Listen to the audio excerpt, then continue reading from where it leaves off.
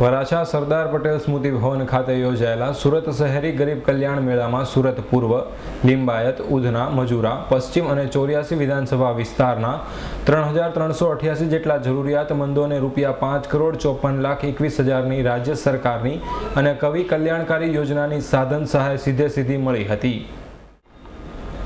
રાજ્યના વન અને પર્યાવરણ મંત્રી ગણપત વસાવા, ગુજરાત હાઉસિંગ બોર્ડના ચેરમેન જયંતિ બારોટ તથા ગુજરાત જમીન વિહોણા મજૂરો અને હળપતિ ગૃહ નિર્માણ બોર્ડના ચેરમેન ભરત રાઠોડની ઉપસ્થિતિમાં શુક્રવારે રાજ્ય સરકારની 10 વિભાગોની વિવિધ યોજનાઓના લાભોની સહાય અર્પણ કરાઈ હતી।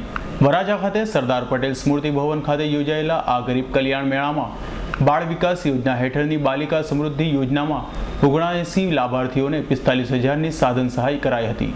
જ્યારે સુરત મહાનગરપાલિકાના EWS Awas Yojana, mayor fund અને કસ્તુરબા પોષણ સહાય યોજના હેઠળ 1950 જરૂરિયાતમંદોને 4,91 લાખથી વધુની સહાયતા અપાઈ હતી। વિકસિત જાતિની યોજના હેઠળ માનવ ગરિમા યોજના, વિદેશ ઉચ્ચ અભ્યાસ લોન, કુંવરબાઈનું મામેરું, મફત તબીબી સહાય અને સરસ્વતી સાધન યોજના હેઠળના 156 વ્યક્તિઓને 1,83 લાખની સહાય કરાઈ હતી। જ્યારે UCD વિભાગની SJSRY મિશન મંગલમ અર્બન યોજના અને ઉમ્મીદ યોજના 725 જરૂરિયાતમંદોને 7,05 લાખથી વધુની સહાય કરાઈ હતી। જિલ્લા ઉદ્યોગ કેન્દ્રની માનવ કલ્યાણ યોજના હેઠળ 192 લાભાર્થીઓને 9,60,000ની સહાય કરાઈ હતી। જ્યારે ગરીબ કલ્યાણ મેળામાં સુરત મહાનગરપાલિકાના ઉચ્ચ અધિકારીઓ પણ ઉપસ્થિત રહ્યા હતા। ખાસ કરીને અનેકવિધ કલ્યાણકારી યોજનાઓ ફક્ત યોજનાઓ બનાવી નહીં પણ એમનું સંપૂર્ણપણે કાળજીપૂર્વક અમલીકરણ થાય એવી પણ રાજ્ય સરકારે કાળજી લીધી છે, એવી મથામણ કરી છે। સુરત મહાનગરપાલિકા પણ આવા લાભાન્વિતોને લાભ આપવા માટે પાછળ નથી।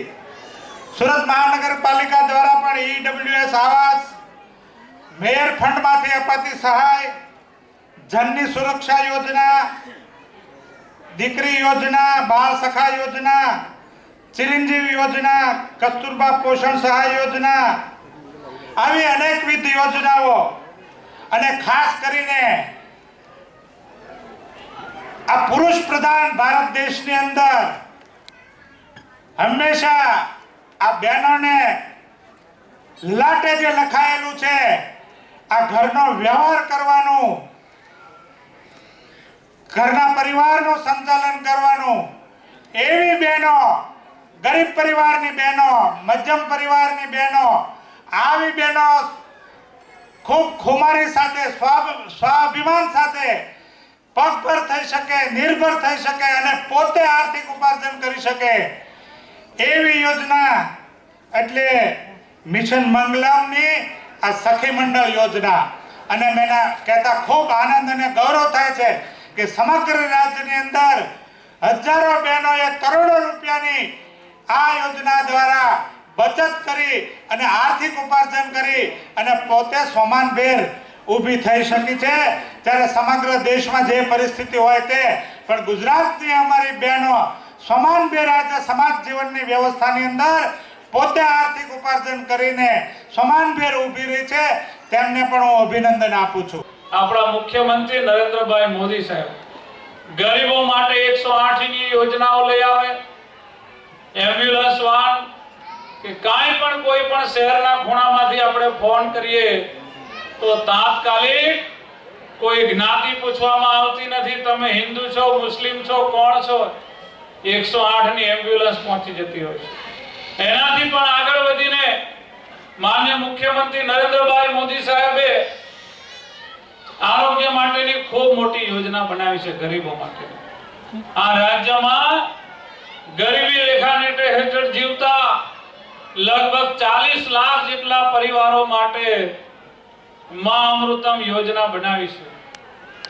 અને આ યોજનામાં એક પરિવાર જે BPL નંબર હેઠળ છે એના 5 વ્યક્તિ સુધીને કોઈ પણ જાતની 472 બીમારીઓ છે, જે એ બીમારીઓનો કાંઈ પણ ખર્ચો હોય તો વર્ષે 2 લાખ રૂપિયા સુધીનો ખર્ચ રાજ્ય સરકાર ભોગવતી હોય છે।